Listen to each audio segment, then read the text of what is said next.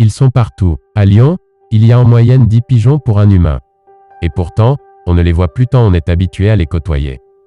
Le pigeon, oiseau de la famille des columbidés, s'est vite répandu, dans les plaines et dans les villes. Ils sont parfaitement habitués à un environnement urbain, se nourrissent de nos déchets et profitent des moindres recoins pour construire leur nid. On les trouve sur tous les continents, et leur population ne cesse d'augmenter. Les premiers rapports des pigeons avec les humains remontent à plus de 3000 ans avant Jésus-Christ, à l'époque où ils servaient de messagers pour les navigateurs égyptiens. Les Grecs les ont également employés un peu plus tard pour communiquer les résultats des Jeux olympiques. Le volatile est capable de cartographier son territoire avec une précision qui rivalise avec les satellites modernes. Cette capacité incroyable en fait un messager hors pair. Mais ce n'est pas tout. Des scientifiques britanniques ont découvert que les pigeons savent lire.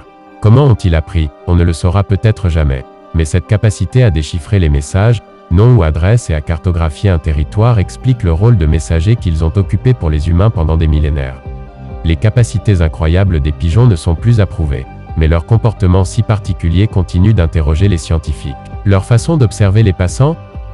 Leur capacité à voler en groupe de manière synchronisée? Leur mouvement saccadé et presque robotique? Avez-vous déjà assisté à ces comportements étonnants? Hier, j'ai surpris un pigeon qui m'a suivi jusque chez moi et à un moment, il s'est mis sur mon balcon et il m'a regardé par la fenêtre. Les avez-vous déjà vus? Avez-vous remarqué, par exemple, qu'ils se posent sans aucun problème sur des lignes de tension qui sont pourtant mortelles pour les êtres humains et les autres animaux?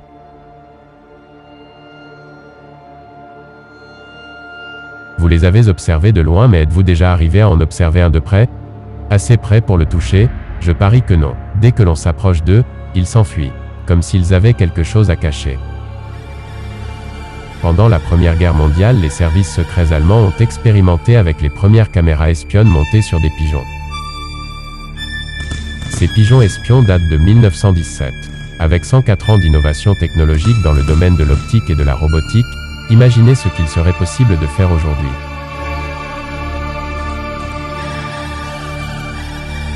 Et si les pigeons n'étaient pas ce que vous croyez?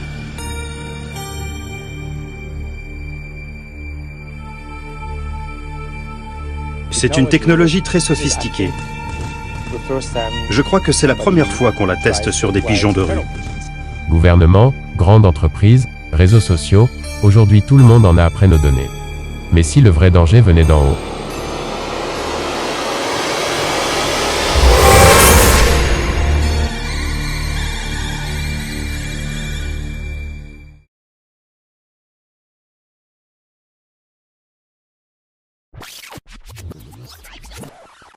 La vidéo que vous venez de visionner est un fake. Le scénario a été imaginé par une classe de CM2 de Vénissieux. Ici vous pouvez les voir s'entraîner à tourner le faux témoignage qui apparaît en première partie de vidéo. J'allais rentrer chez moi, il y avait un pigeon qui m'a suivi jusque chez moi. Je l'ai vu devant mon balcon. Après je me suis retournée et je l'ai vu par ma fenêtre. Elle a été réalisée avec l'aide de volontaires en service civique du journal Tout va bien.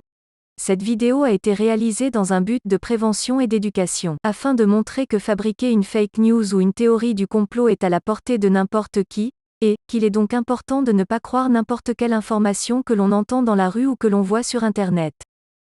Les élèves ont d'abord proposé plein de théories du complot avant de voter pour celle-ci. Les pigeons espionnent les Lyonnais.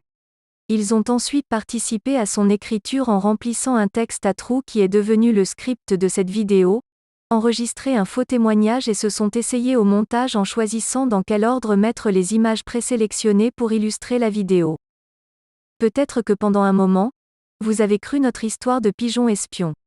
Il n'y a pas de honte à avoir, nous avons utilisé plein de petites astuces très efficaces pour vous manipuler.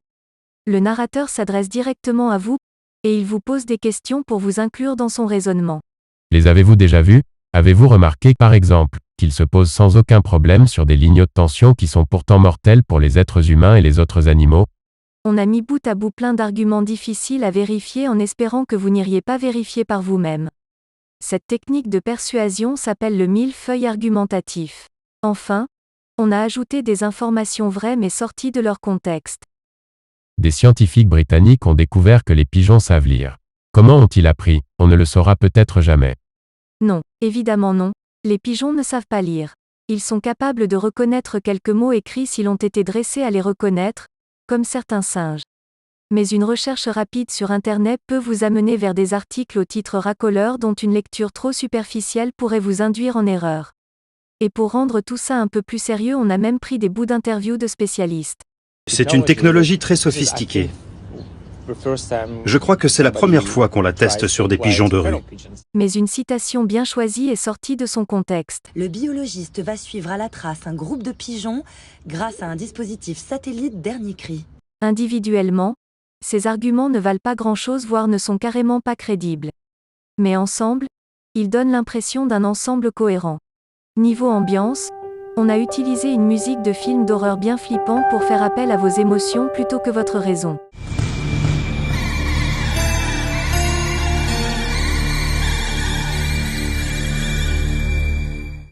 Et enfin des effets spéciaux pour finir de vous persuader parce que le visuel, ça impacte.